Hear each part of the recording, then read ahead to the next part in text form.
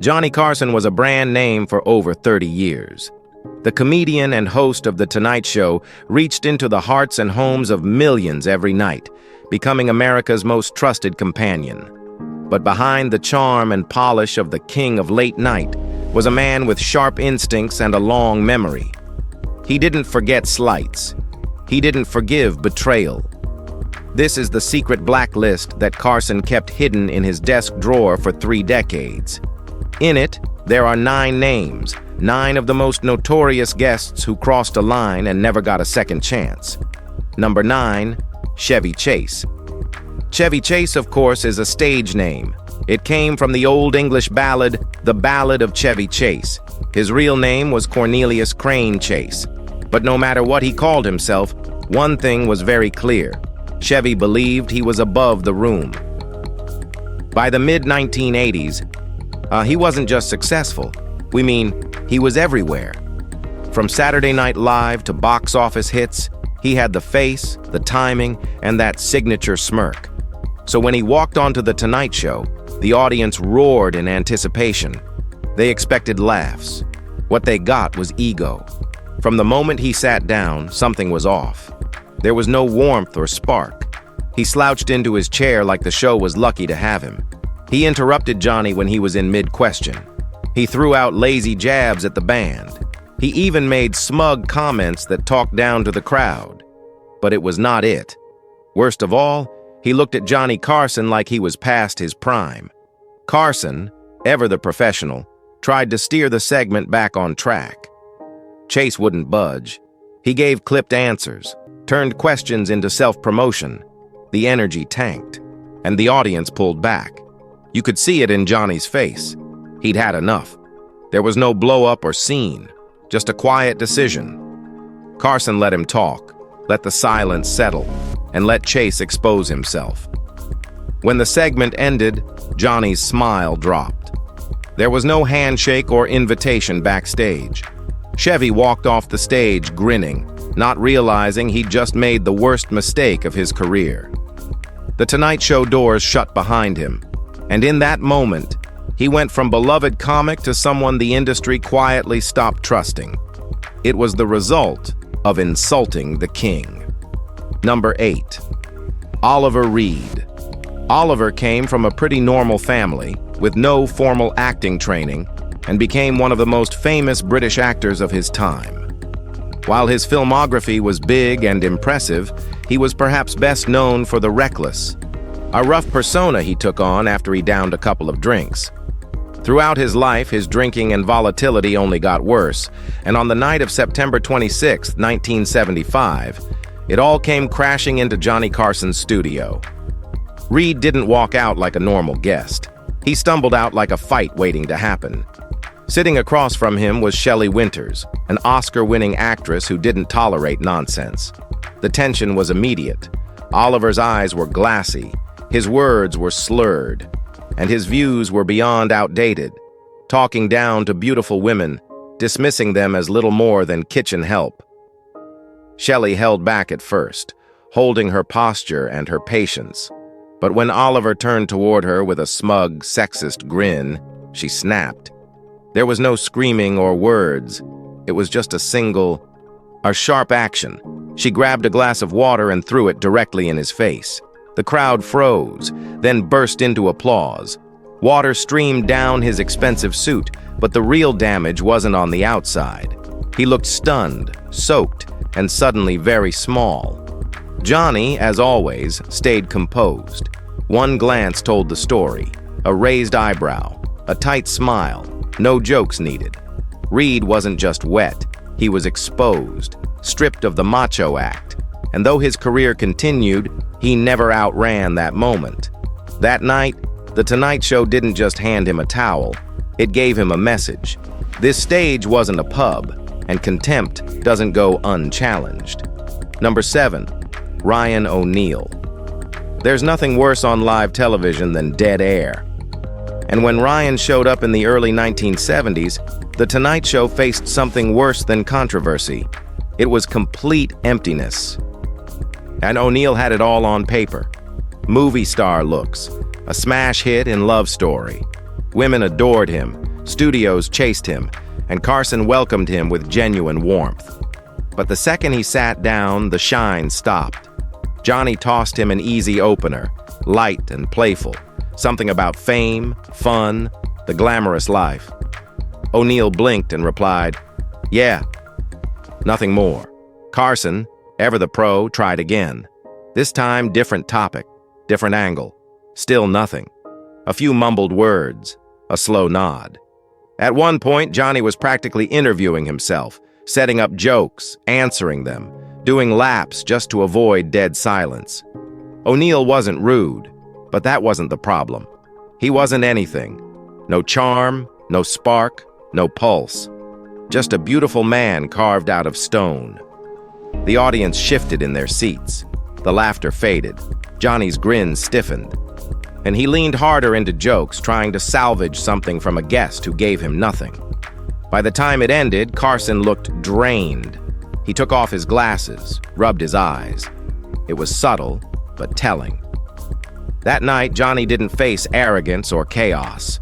He faced a vacuum. And that, more than anything, was the one thing Carson couldn't fix. A lifeless guest who thought a pretty face was enough to survive the most watched stage in America, and proved just how wrong he was. Number 6. Yuri Geller. Johnny was not simply a television host. He was a nightly ritual, a cultural touchstone, and the undisputed king of late night.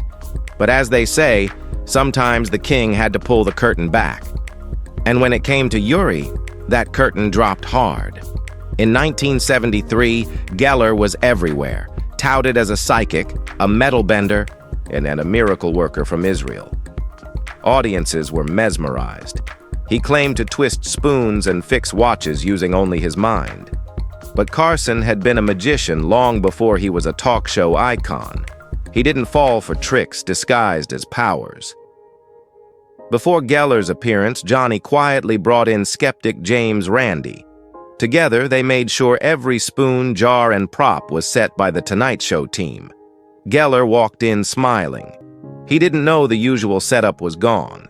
He sat down, picked up a spoon, and started his act. But nothing happened. Well then, he tried again, but still nothing. He moved on, switching to other props, fumbling through his routine. Minutes ticked by. The crowd sat in silence. The camera rolled, and Johnny didn't say a word. He just watched. What followed was 22 excruciating minutes of live television where nothing happened. There was no magic, bending, or recovery. Geller, of course, offered excuses. He said energy was off and the pressure too high, but it didn't matter. The illusion broke right there under the lights. That night, Carson didn't need to expose him with jokes or confrontation. The failure spoke louder than any punchline. Geller left humiliated, and Johnny, calm and quiet as ever, simply moved on to the next guest. Number 5. Jerry Lewis. If Oliver Reed turned Carson's stage into a pub, Jerry Lewis tried to turn it into a shrine. In the public eye, especially during the 1980s, the pairing of Johnny Carson and Jerry Lewis still looked like classic TV gold. But behind the curtain, it was anything but. According to Henry Bushkin, at Carson's longtime lawyer and confidant, Johnny would visibly deflate whenever Lewis's name landed on the guest list. Entertaining him wasn't showbiz, it was exhausting. When the lights hit and the cameras rolled, Carson's dread came to life. Jerry didn't walk out like a grateful guest. He strutted in like he owned the room.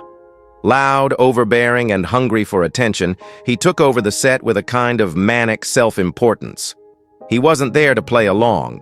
He came to preach. Instead of witty banter or sharp timing, the audience sat through endless monologues about life, purpose, ethics, and everything else Lewis decided was worth lecturing on. His tone was grave, his delivery flat, and the jokes were few and far between. Carson, stuck in the host's chair, didn't argue or interrupt, but the stillness in his face said everything. This wasn't chemistry, it was damage control. Jerry mistook silence for reverence. He didn't notice the room growing colder by the minute. There were no laughs, Just long pauses, stiff air, and a growing sense that something had cracked. By the end, Carson offered only the bare minimum: a quick handshake, a thin smile, and nothing more. Lewis walked off beaming, never realizing the truth. In Johnny's eyes, that night wasn't a tribute to a legend. It was a shift in tone, and the door that once welcomed him so often had finally, firmly shut. Number 4. Jim Garrison. Some guests walked into The Tonight Show hoping for a platform. Jim walked in expecting a pulpit. On January 31st, 1968, with the country still reeling from Kennedy's assassination, Garrison, District Attorney of New Orleans, came prepared to deliver what he saw as the truth. Then he brought folders, files, names, and theories. He expected reverence. Instead, he got Carson. Johnny had spent days studying the details, not for laughs, but for clarity. And once the cameras rolled, Carson's usual grin was gone. In its place was something far more dangerous: focus. As Garrison began winding through shadowy conspiracies, unverified claims, and cryptic jargon, Carson didn't let it slide. He interrupted, not with mockery, but with precision. "What's your source? Where's the evidence? Who actually saw that?" His tone never rose, but the pressure was relentless. Garrison began to buckle. The calm, righteous confidence cracked. His answers lost shape. The audience stopped clapping. They just watched, tight and transfixed. By the end of the segment, Garrison looked like a man undone by his own story. His theories unraveled under the weight of basic logic. It wasn't a courtroom, but Carson played judge, jury, and silent executioner. And that night, one of the most controversial figures of the 1960s didn't fall to political enemies or public backlash. He fell to Johnny and a handful of questions that couldn't be dodged. Number 3. Bob Hope. Some guests on Johnny Carson's show weren't really guests. They were obligations, icons too big to say no to, and none weighed heavier than Bob. Whenever the familiar theme "Thanks for the Memory" kicked in, the audience lit up like it was the 4th of July. Bob Hope walked out, all charm and polish, carrying the legacy of USO tours, presidential friendships, and decades of laughter. But from Johnny's side of the desk, it wasn't joy. It was dread in disguise. By the 1980s, Hope wasn't having conversations. He came armed with scripts, jokes crafted by teams of writers down to the last pause. Carson would ask a real question, something human-like. "How's Dolores?" And Hope would ignore it entirely, barreling into a punchline about gas prices or Washington politics. There was no give and take, just a one-man broadcast. Carson, who built his show on wit and spontaneity, was reduced to furniture, sitting politely while Hope steamrolled through monologues. Worse than the stiffness was the emptiness. Hope wasn't there to connect or entertain. He was there to promote his next NBC special. Every joke led to a plug. Every segment felt like an ad. The warmth was gone. The show turned into a billboard. Carson smiled. He laughed. He slapped the desk like it was 1965. But his eyes stayed distant. It was the laugh of a man playing along with someone he no longer admired. And when it was over, when the applause faded and Hope disappeared backstage, Johnny would exhale like a man stepping out of a straitjacket. He had done his duty. But what was once respect had long since turned to exhaustion. For Carson, Hope wasn't a legend anymore. He was a talking machine. Number 2. Charles Grodin.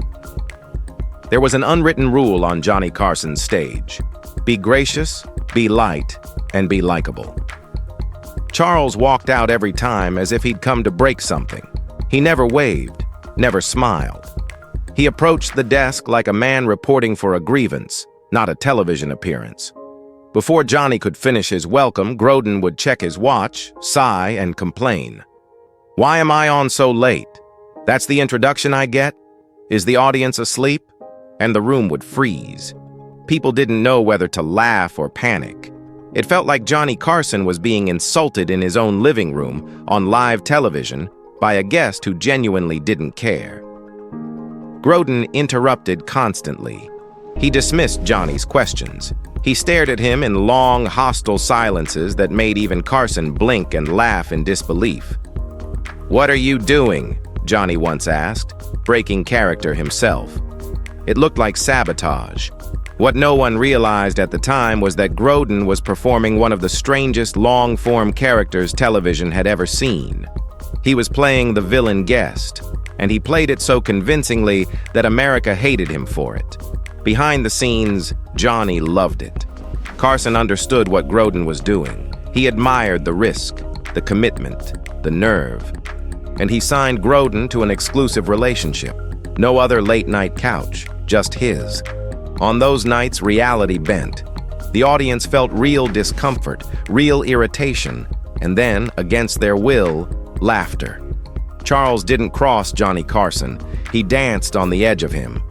And Johnny let him, because he recognized another man who understood the power of tension and how dangerous good television becomes when no one is sure where the act ends. Number 1. Wayne Newton. If there's one person who didn't laugh along with Johnny Carson's monologue, it was Wayne. Throughout the early 1980s, Carson made Newton a recurring target. His mustache, his voice, his wardrobe, even his stage presence became easy material for nightly punchlines. The crowd loved it. Applause echoed through the studio every time Johnny leaned into another jab. But in Las Vegas, Newton sat quietly, and each joke chipped away at his patience. Wayne wasn't just another singer. He held serious clout in the entertainment world. And when he'd finally had enough, he didn't send a letter. He didn't call. He showed up. It was a regular afternoon at NBC in Burbank when Wayne arrived. Not as a guest, but with the quiet fury of someone who wasn't bluffing. He walked straight past security, brushed aside greetings, and made his way to Carson's private dressing room. Freddie de Cordova tried to block him, then wisely stepped aside. The door opened. Carson looked up and froze. There were no lights, no laughs, just Wayne Newton, calm, collected, and deadly serious. He didn't yell, he didn't flinch. He just stared at Carson and said slowly and clearly, "I don't care what you think, but if you make one more joke about me, and I won't sue, I'll come back, and I'll beat you to a pulp." It wasn't a theater. Carson saw it instantly. He nodded, barely, and said nothing. Newton turned and left, and just like that, the joke stopped. Not eased off, vanished. It was one of the only times Johnny backed down completely, and it wasn't from ratings pressure or public opinion. It was because he looked a man in the eye and saw something no punchline could match: the promise of real actions. If you have enjoyed this video, like and subscribe. Thanks for tuning in, and we'll see you very soon.